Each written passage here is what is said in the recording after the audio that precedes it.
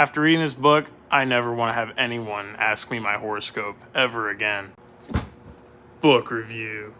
Wolves of the Calla by Stephen King is the 5th book in the Dark Tower series. Boy, what a book cover, am I right?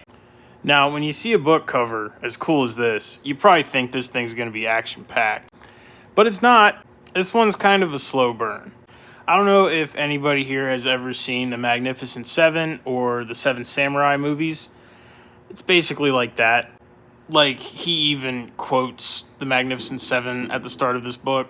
And you know, if Stephen King's going to try to do The Magnificent Seven, I'm all for it, dude. So, going into this, I was pretty excited.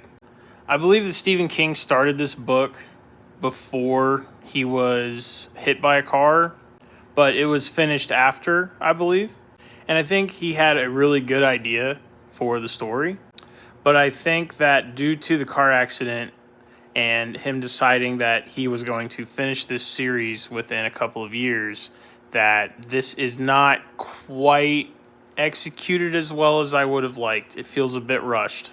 I just think that there are characters and situations in the book that need to be fleshed out a little bit more.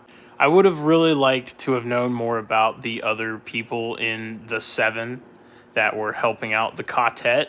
I think there's a lot of build-up and a lot of quiet moments in this book compared to the other ones.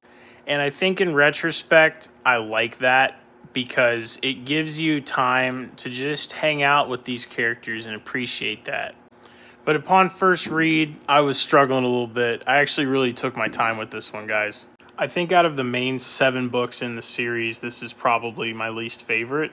I do like it more than Went Through the Keyhole, but that's kind of a spin-off. So if we're going by the main 7, it's probably Wolves of the Calla.